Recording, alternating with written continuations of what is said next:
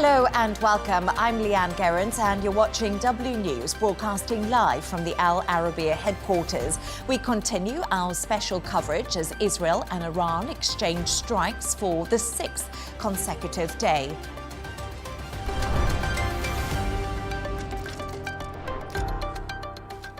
As mentioned, Israel and Iran have continued to exchange blows as the war between the two regional foes continues. From Tel Aviv, our correspondent Trent Murray has more. Well, in the past few hours, the Israel Defense Force has confirmed that it has launched a wave of new airstrikes across the Iranian capital, Tehran. We certainly are hearing of a number of explosions in the Iranian capital, seemingly confirming that new air attack. Israel's defense minister, he has said that they have bombed the internal security headquarters of Iran. He has described that as the main arm of the Iranian dictator's oppression. Now, we know, of course, this follows earlier airstrikes once again by the Israeli Air Force. We are being told around 50 fighter jets were in the skies over Tehran, bombing what they say was a centrifuge manufacturing facility, of course, a key piece in the puzzle of Iran's nuclear enrichment program. We are also being told several military bases were hit, as well as a university, which the Israelis are claiming was linked to the IRGC. We have seen some retaliation here in Tel Aviv from the Iranians, several waves of ballistic missile attacks, but the IDF is saying that the air defense systems here were largely able to intercept most of them. Certainly ambulance crews here are not reporting any casualties or injuries. We are also seeing, I think, what you can describe as a bit of information or psychological warfare at play. The Israelis have started posting messages online in Persian, seemingly calling for dissidents or even people within Iran's internal security system to get in touch with them. They have provided a link to the Mossad website, telling Iranians that if they're dissatisfied with the regime, they can get in touch with Israel's spy agency. Now, of course, this all comes as much anticipation builds here and across the Middle East about whether the US is about to get involved in Israel's air attacks over Iran. Certainly, we are seeing, of course, those US assets being moved into this region. And I think in a sign that potentially the Israelis are feeling now that they are gaining the upper hand. We have seen in the past few hours them downgrade the state of emergency here in Israel. Groups of people will now be allowed to gather up to 30. Workplaces are going to reopen. We are being told schools will remain closed, but military analysts are reporting in Israeli media here now that the IDF perceives the level of threat that Iran can pose in terms of missile attacks as being degraded following 6 days of heavy airstrikes by the Israeli Air Force. Trent Murray, Arabiya News, Tel Aviv. I'm joined in the studio by Mustafa Al-Amar, member of the National Security Committee of Germany's ruling CDU party and political analyst, and Riyad Kawaji, Al Arabiya's military and strategy expert.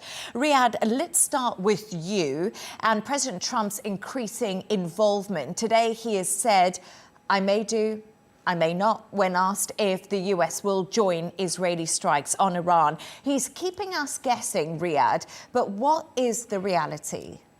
Well, the reality is that we have forces being mobilized in the region. We have warplanes, we have now 2 aircraft carriers headed to the region. Air refueling tankers already deployed in the region. And we've seen a lot of, in the rhetoric, President Trump yesterday was talking in the first person, in terms of we have achieved air superiority. Although the US is not involved right now in the conflict, and it is the Israeli warplanes, but he is talking in the first person, which means that in heart, it seems that President Trump is in this war right now. So this rhetoric could be either as a means of pressure, psychological warfare on the Iranians, but also it could be as to, keep them guessing, as we saw prior to the start of this conflict. Some observers went as far as believing that President Trump was in cahoots with Prime Minister Netanyahu in misleading the Iranians, which allowed the Israelis to launch this surprise attack on the Iranians. So right now, based on the facts on the ground, the U.S. is preparing for a military action, even though they're talking about just possibly attacking Fordow, the nuclear site. However, if the U.S. was to get involved militarily, it's going to be all out. I mean, the U.S. is not going to go in just to strike one target and sit back and wait for the Iranians to fire back at them, because Iran has warned and threatened that it's going to be targeting U.S. bases in the region. The U.S. is going to go in, hit the nuclear sites, but also preempt all the Iranian missile bases that have missiles targeting the U.S. bases in the region. So it's going to be all in, not just a military operation. And I think the world is holding its breath for the moment if it does come to fruition. But Mustafa, I just want to turn to you and speak to you a little bit about the German Chancellor. We know he's been at the G7 summit over in Canada, and he's actually expressed his gratitude towards Israel for doing what he calls the dirty work for all of them through its bombardment of Iran. Now, what do you take from that? Do you agree and back that rhetoric? Well, first of all, thank you for having me. And I really fully support our Chancellor, because I've been in his team during the election, and he's doing a great job, not only of defending and changing also the way of our policy, because what we have seen since last 4 years or 3 years, it was a mess, what we have in our Scholz administration. We call it the twins, like Biden and Scholz was in the same level, and which they really put all this conflict in the front right now. Our Chancellor Friedrich Merz did a very good job since 100 days until now. And I think what the press or the journalists mean with the dirty work, I don't see there is something big in that, to put it in such word. Israel defending itself, but it's not only defending itself, it's defending also our values, defending also our strategy, defending our peace and freedom. Iran was been always playing around, never been listening also never been also respecting the international law. And what we are now seeing, it's a very simple reaction from Israel. But let me also go to one point that always it's been ignored since a long time.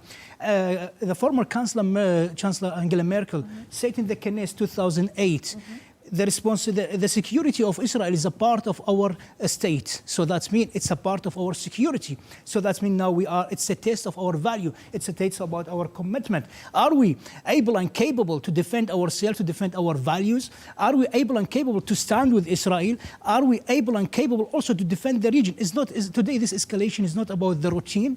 Today this escalation is about to destroy the stability about the global security. And here we have also to take the responsibility. And I fully support our Chancellor, Friedrich Merz, because he's going to change the policy of Germany, not today, not tomorrow, but also for the next generation. Thank you so much for your thoughts on that. And stay right there, because we'll be back to discuss this further.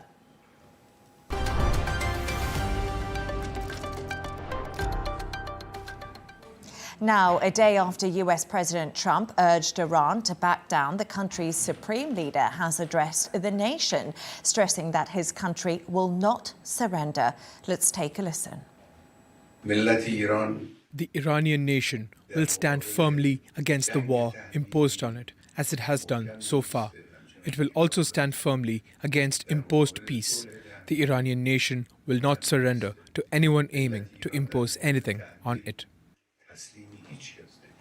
For more on this, I'm joined by Brigadier General Yossi Kopovasa, head of the Jerusalem Institute for Strategy and Security. Yossi, a pleasure to have you on the show. So we just heard from the Supreme Leader saying Iran will not surrender. He also warned any US military intervention will undoubtedly cause irreparable damage.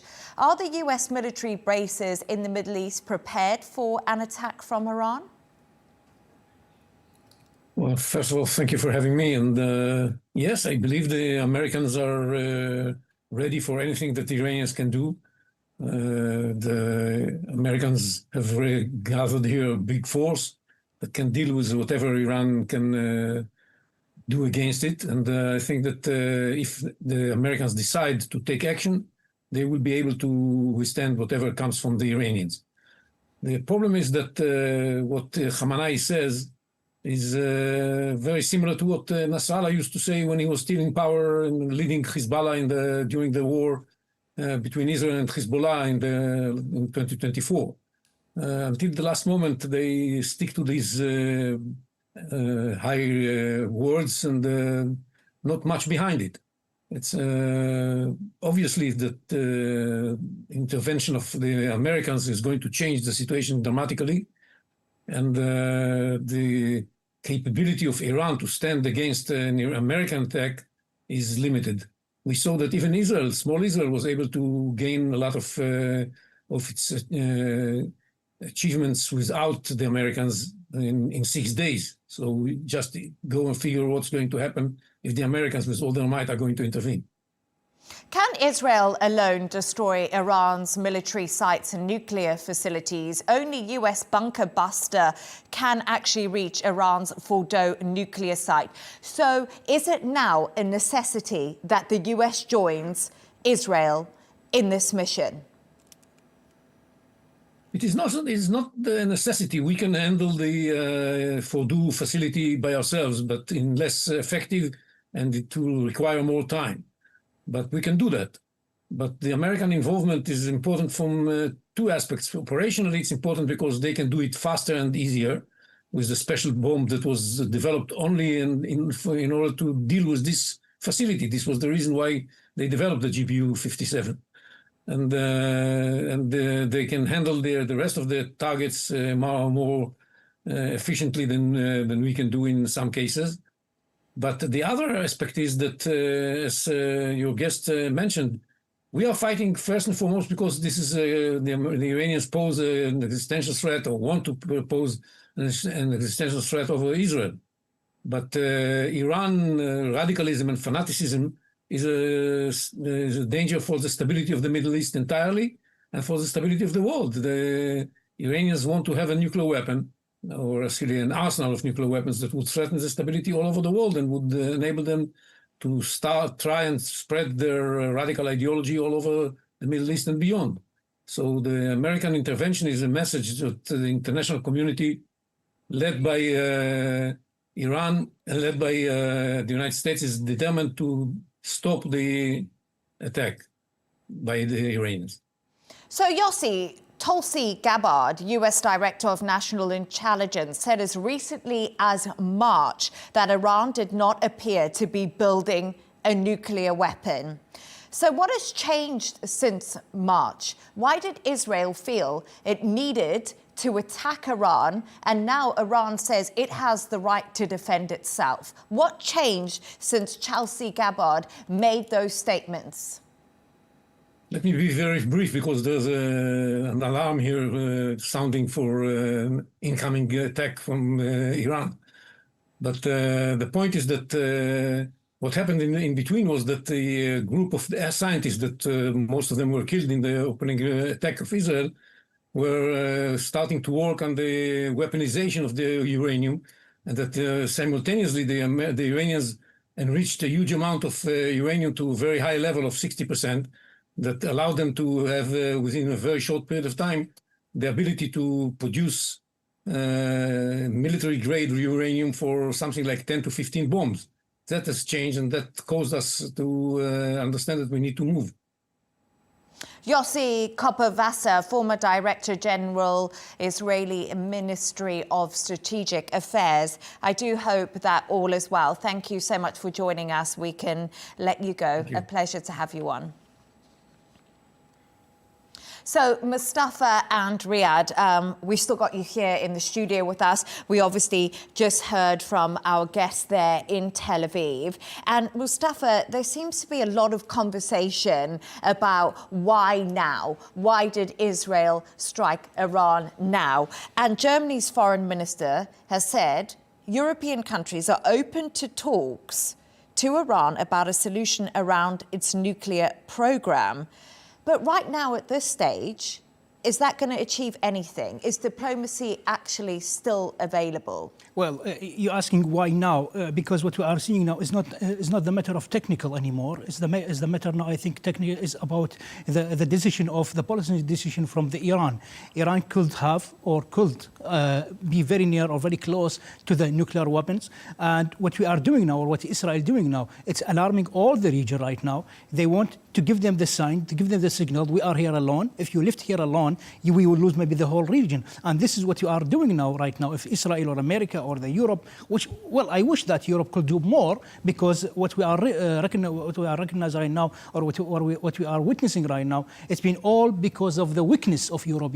For 10 years, for maybe a decade, we didn't even sanction, the Islamic Guard. We didn't sanction Iranian very well, 200%. We didn't arrive to the correct dialogue with the Iranian through the press, through the power, because the E3, for example, Germany and France and Britain, we didn't really squeeze the Iranian to bring them to the table, to the sign, to the end. And now what's the right time? I think that we have to support Israel to defend our value, to defend also the region here, because it's going to be a big threat for the global security. And again, to the diplomacy. It must be always a door open for the diplomacy. But Vadavol was also here visiting Sultan Oman, visiting Oman and also visiting Saudi Arabia.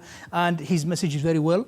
It's the time now. You have to come now to the table. We have to do a dialogue. This is what we are seeing now. This is a turning point also in our German policy and diplomacy. You are not using anymore. This is how to say the moral diplomacy. This is how to go very softly. No, we are using now the realism diplomacy. We have to see the threat. We have to see the reality, and we have to act immediately. We don't need to wait anymore, because you are wasting a lot of time. Riyadh, do you agree with that? It's time to act now. We're wasting time. Diplomacy, is it still on the table? Or is this, like you did say, we're so close to US intervention, according to our previous guest, and if Iran doesn't bow to psychological warfare, where does this leave us? Well, we always have to recite and remember the words of Clausewitz.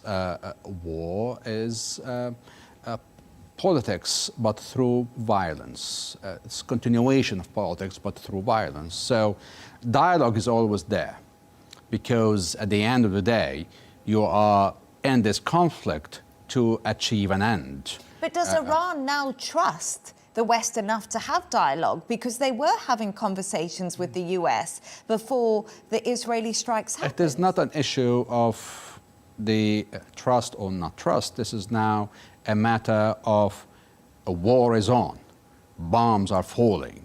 So how long you can withstand this? Do you believe you can still win this through war? This is one of the main principles in conflict resolution, is to see when both sides are convinced that war has exhausted itself, and now it's time to go back to dialogue, that diplomacy is the only way forward. At the moment, Israel seems to be convinced that now time is for violence, is to use the military means to achieve this, because the dialogue did not reach anywhere. It's now Iran's turn to hear from them that whether they are ready to go back to whether they are convinced that the military option is not going to lead anywhere, that they are not making any gains, but they are on the losing end, and now they could cut their losses by going back, agreeing to terms. But the problem here, as President Trump said, it is no longer the same terms. They have changed. Now they've been asked for full surrender. It is not talking about allowing Iran to keep parts of the nuclear program. Now they're saying dismantlement of the whole nuclear program. Now they're saying the whole dismantlement of the missile program. So it is bigger concessions are demanded now of Iran to end this. So many observers are saying it's the quicker Iran moves to agreeing to negotiating and agreeing to terms, it could cut its losses and get out of this with the regime still able to survive.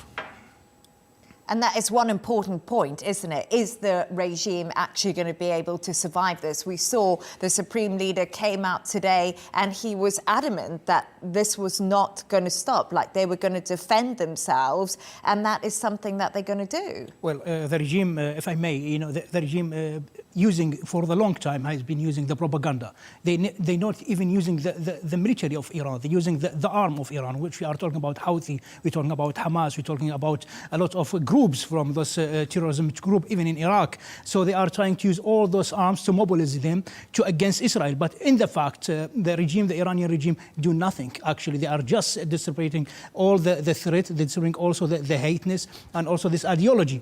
Last 2 years, when Iran recognized that there is a weakness from Europe, weakness from Biden administration, weakness from Scholz, they even executed and killed many German citizens without any justice. So this is here we see that Iran recognize the globally how it's moving, where they can, they focusing on the weakness of the let's say of the global, and then they try to move on, and we give them a lot of time. So now we are all of us surprised and say, oh, how come now it's very close to the nuclear weapons? Yes, because we give them the chance. We didn't even listen to the opposition from the Iranian who living in Europe, either exile or in Europe or in America. There are more than millions, and they are always been and saying, please help us. We need to free Iran from mullahs.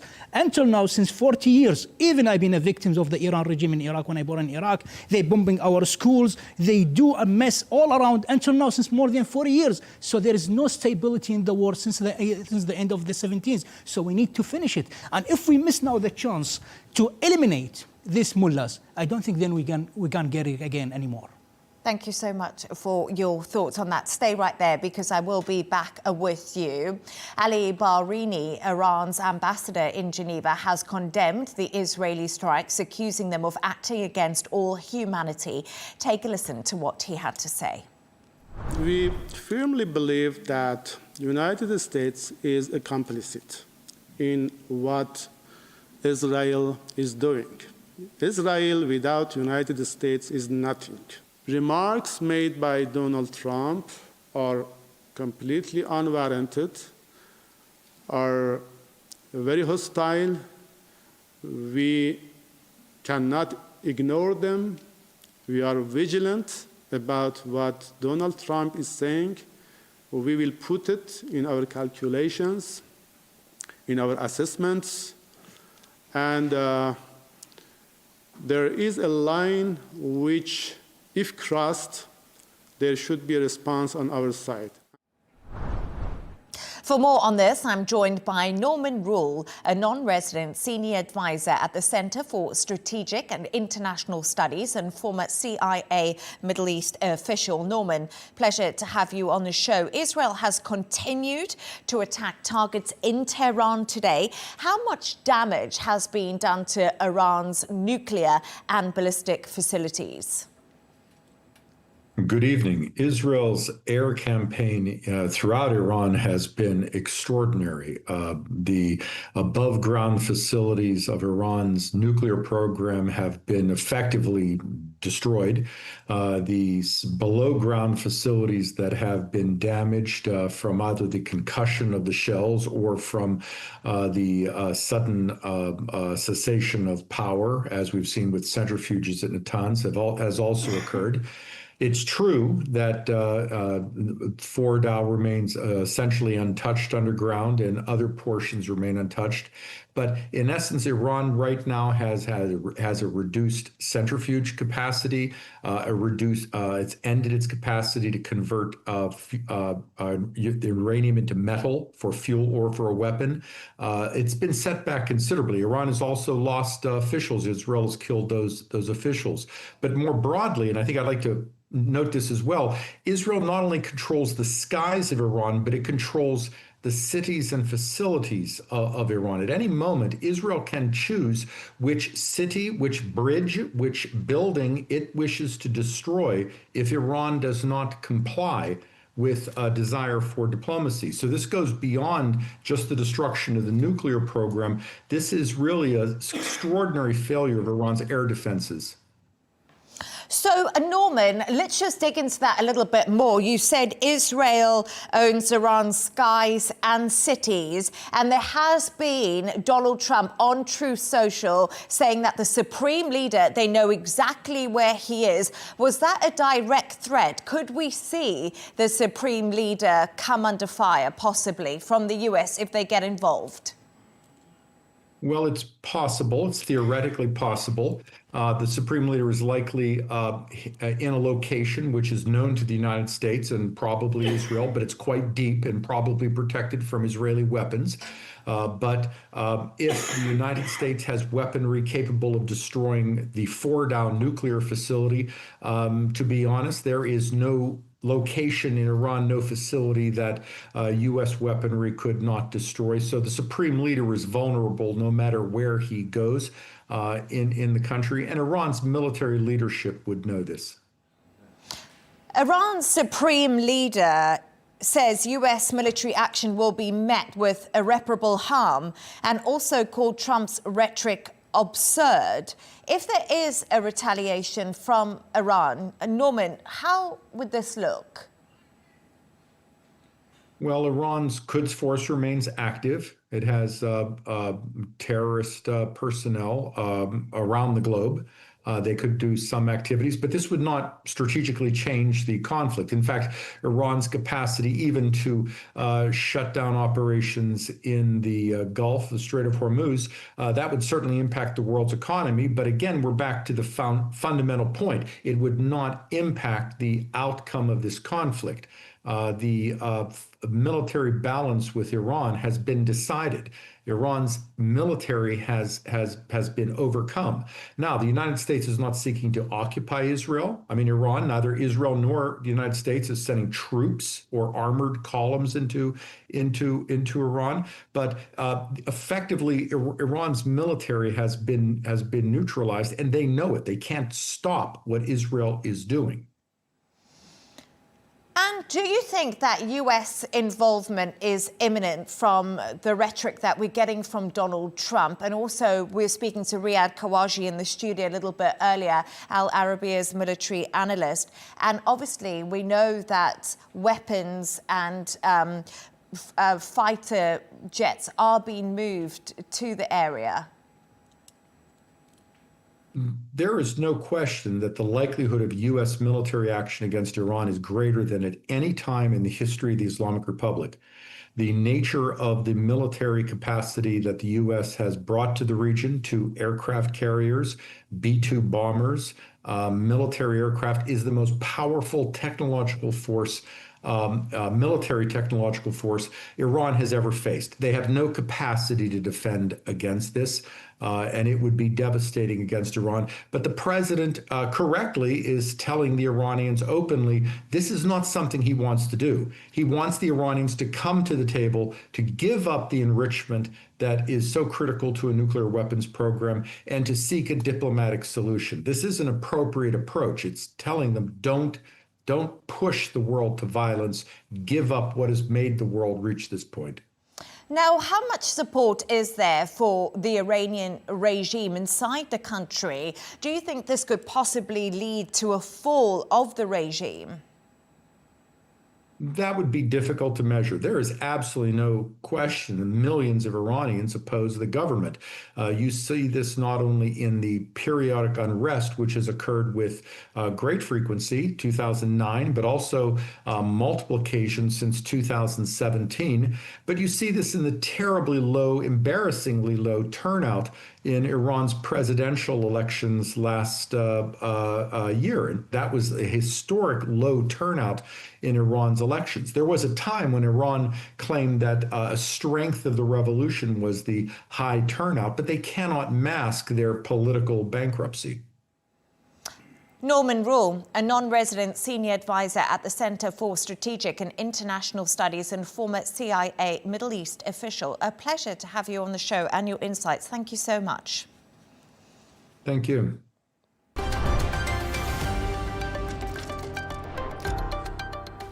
Now let's take a look at some of the other stories making the headlines today. Fresh Israeli gunfire and strikes have killed at least 30 people across the Gaza Strip, including 11 who were seeking aid. Medics and separate airstrikes on homes in Manai's refugee camps and Zaytun neighborhood killed at least 14 people. Israeli forces are looking into the reported deaths of people waiting for food. Now, the US tech giant Meta has expressed concern that Iran may block WhatsApp after state and media claim the messaging service is being used for spying by Israel. WhatsApp dismissed the claims, saying all messages are end-to-end encrypted, with only the sender and recipient able to access them. Iranian authorities appealed to the public to minimize the use of equipment connected to the internet and to take appropriate precautions online. Now, North Korea will send thousands of workers to help rebuild Russia's war-torn Kursk region. The country's leader, Kim Jong-un, has decided to send 1,000 engineers to clear mines and 5,000 military construction workers to restore infrastructure. Pyongyang has already supplied thousands of combat troops and conventional weapons to back Russia's war against Ukraine. And 7 men from California have been charged in the largest multi-million-dollar jewelry heist in U.S. history. In 2022, the suspects stole 24 bags of gold, gems, and luxury watches worth $100 million. The heist has been a mystery in California for nearly 3 years after a Brinks Company truck transporting the jewelry was robbed at a remote stop.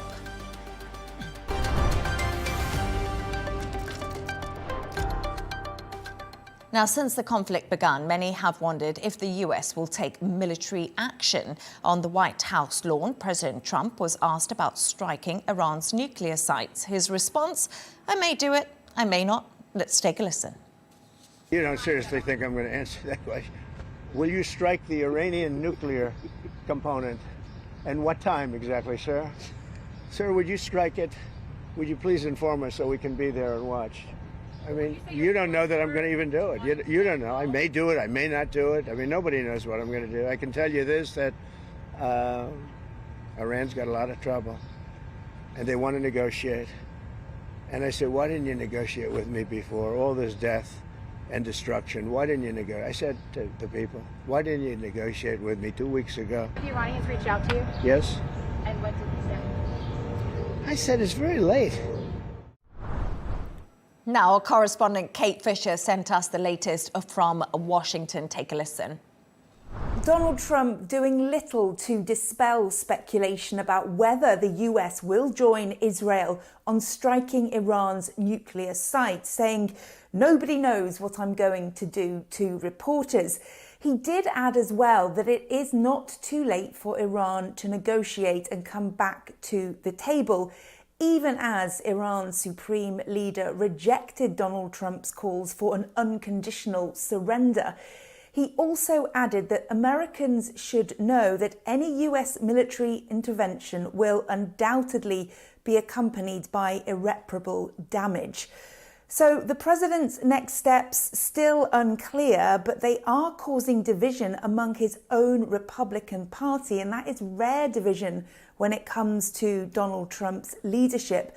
Some of them, like Senator Lindsey Graham, believe that Donald Trump should join the US in this definitive action to end Iran's chances of making a nuclear weapon. But others, including some of his strongest cheerleaders like Tucker Carlson and Representative Marjorie Taylor Greene, say that Donald Trump is stepping away from his America First promises by suggesting that the US might be drawn into another foreign conflict. And his former advisor, Steve Bannon, saying that he believes that if Donald Trump does join this war, then it will begin to unravel his voting base. We should remember that Donald Trump ran on a promise to end wars and not start them. Even in his inaugural address in January, he said, "We will measure our success not only by the battles that we win, but also by the wars that we end," adding, and perhaps most importantly, the wars we never get into. So if he does make this military move, it will be a complete about-face in one of his key messages during his run for the presidency. Kate Fisher, Al Arabiya News, Washington. Mustafa and Riyadh are still with me in the studio. Let's start with you and just talk a little bit about the US president. He said, "Nobody knows what I want to do, but I can say this. Iran's got a lot of trouble and wants to negotiate." The Iranians responded by saying they would not grovel at the gates of the White House. Who's going to surrender first? Who's going to blink first in the situation? Well, I think President Trump knows more than what we know, actually, and he knows very well what he has to do. And I just watched our chancellor when he back now on the way. He said, "I have a very good feeling when I'm back home." And the G7 was really a good result that he took with him. But even though Donald Trump left early? Well, left early, it was for a special issue. It has nothing to do with disrespect the G7. Absolutely not, because now, well, let's say that we have a good relationship now with the United States, and we are able and capable also to continue with the United States, because we cannot say we can live without the United States, because we are having a partnership, we are alliance, we are NATO, and so on. And we are not so far from the NATO summit. You know, it's going to be in La Haye very soon. And I think now what President Trump said, that doesn't mean that it's going to do something wrong, but absolutely Germany and Europe must unify. That's mean. It's also, I am not seeing any clearly action from Europe.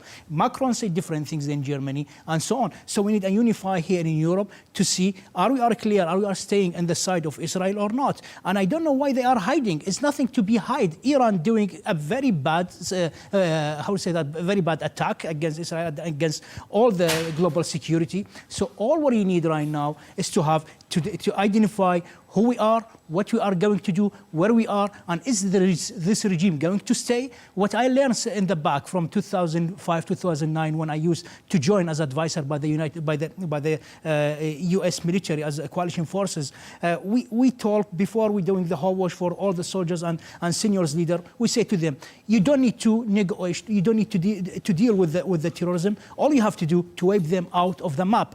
I'm still missing to see that if you are really able and capable to wipe them out of the map, or we are going to play with them hide and seek for a long time for the next generation, because this is going to take a long time from all of us. Riyadh, coming to you. So President Trump appears to be carrying out wartime diplomacy on social media, Truth Social. We know that we hear a lot from him on that. Horse trading with Iran's supreme leader, calling for unconditional surrender. You know, what do you make of all of this? Well, I mean, at the end, it is becoming more like a war of attrition, you know, a war of the wills. But in this case here, we have Iran, who has lost its ability to defend its skies, with Israel having full control over the skies.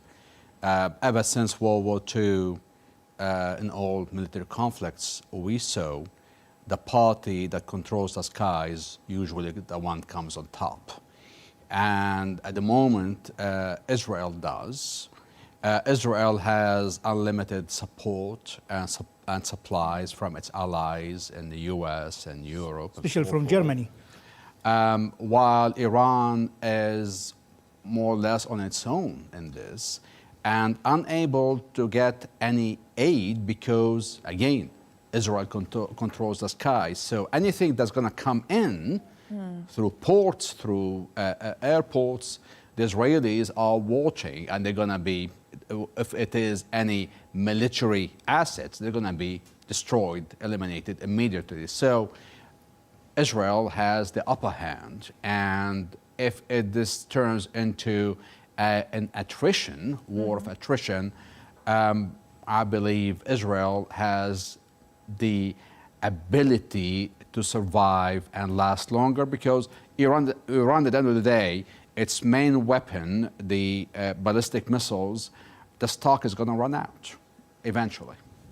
And that's an interesting point that you brought up there, and something that I think we are thinking about a lot now is Iran's allies. We obviously heard today from Russia, their foreign secretary, warning the US president from involvement in this.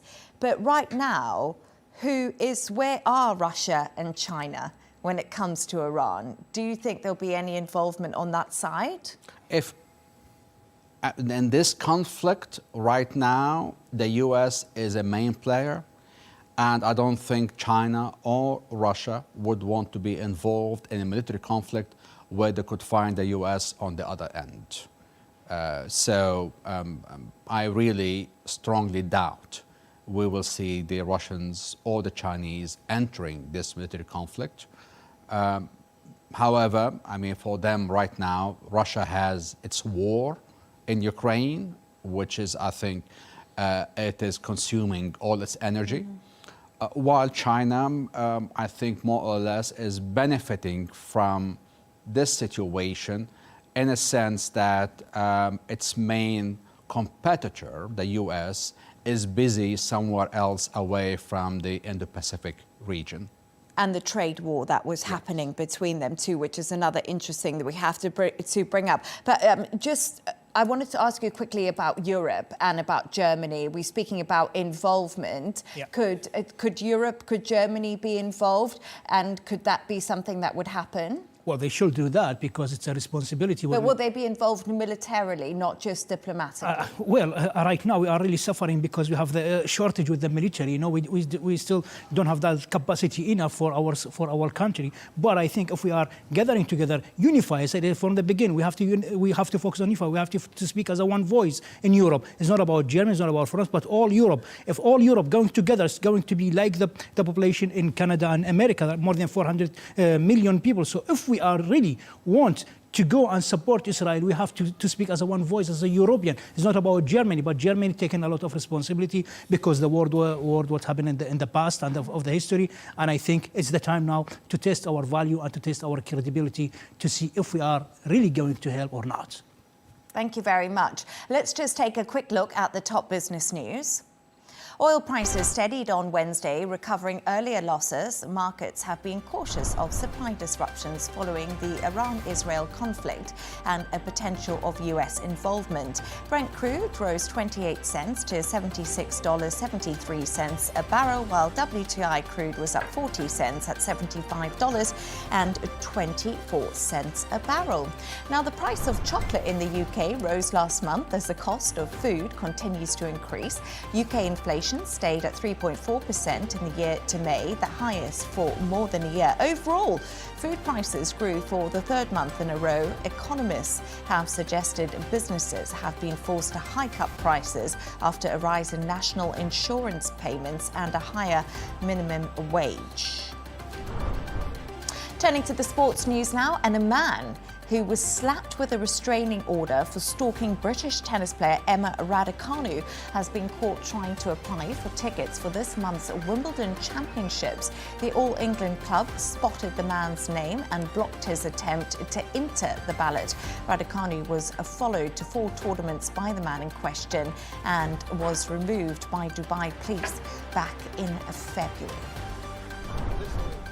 And former Olympic sprinter Usain Bolt has bagged a Guinness World Record icon certificate for his achievements in the field of track athletics. The award recognises those who've made extraordinary contributions to their field and inspires others across the globe. It's another accomplishment for the Jamaican athlete who holds Olympic records in both, of course, the 100-metre and 200-metre race events.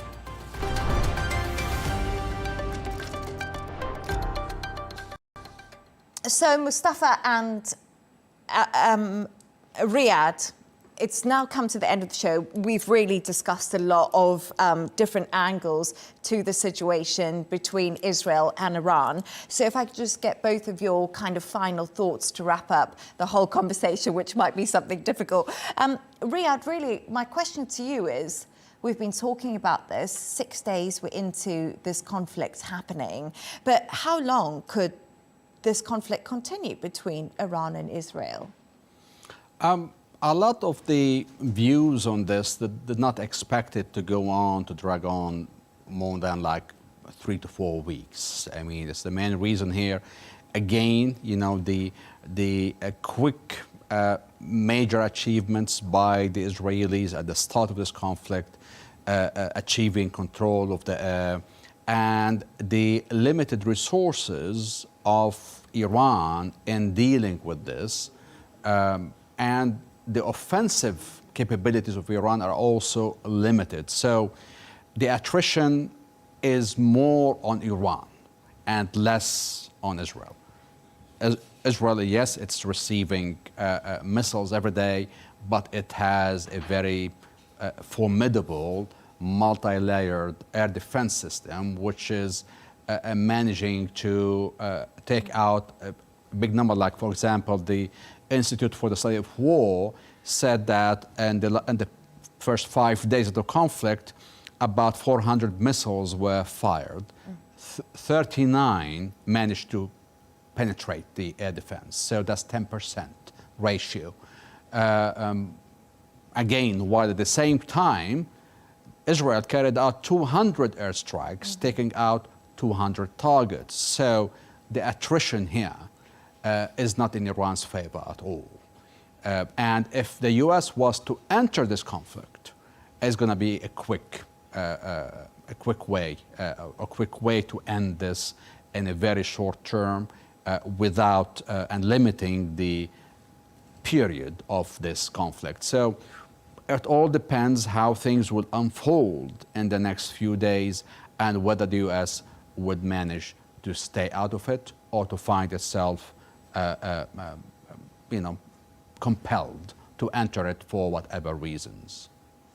What are your thoughts, Mustafa? I was just wondering, as we come to the end of the show, what's coming? I know it's so difficult, isn't it? Because like Riyadh said there, we've got lots of moving parts and there's lots of elements and it's developing very fast. But where do you think this will end up? Well, you know, it's for sure it's about timing, because we're having war now in Russia, the aggression from Russia in Ukraine. So, and we're having a lot of conflicts going on around the world. And of course, Israel is fighting Hamas too, and that's something that we can't forget either. Absolutely. You know, and I just want to say European countries have condemned Israel for their treatment of some of the Palestinians, and now it seems the rhetoric's changing. Well, it's everything can change in a minute. So, but we are not. We are talking here not anymore about that is going to take a long time as a marathon. This is now a 100-meter run. That's mean it must be quickly. It must be finished and done in a good way. So that's mean good way. That's Iranian and the regime, the mullah regime, should not be anymore the threat for the global security. This is the most important things. Also, the sanction, what we did in the past 3, 4, 5 years, that was nothing. That was really something that's very weak. Had also showed the globe that we are very weak in Europe and we are not unified. But now we have to learn from this mistake. Now we have to know who is our partner, are we going to support or not. But I'm very sure that before the 23rd of June in the summit of NATO, we are going to see a very good result from the globe. especially from the United States. And we are following the United States because we cannot be alone without the United States, because this is also depends on our security, also our national security, not only in Germany, but also about European security. And I am sure that will not take more than few days. Do you agree with that? We've got a NATO security meeting coming up? It's one of the possibilities. It's one of the scenarios. There are so many scenarios out there. But still, I mean, there's the fog of war. And in the fog of war, everything is possible. Could end up tomorrow, or could end a month from now. So we have to see how, I think we have to wait it out. Thank you so much to both of you for all your analysis and insight. It's been such a pleasure to have you on the show, and it's been extremely informative for myself and for the viewers. I really appreciate your time. Mustafa Al-Ammar, member of the National Security Committee for Germany's ruling CDU party and political analyst, and of course Riyad Kawashi, Al Arabiya's military and strategy expert. And that's all from us on W News. Don't forget to subscribe to our YouTube channel and also follow us on X. Counterpoints with Melinda Nusafora is coming up next. Plus, of course, I'll be back in a couple of hours' time with W News Extra. Once again, thank you for watching and goodbye.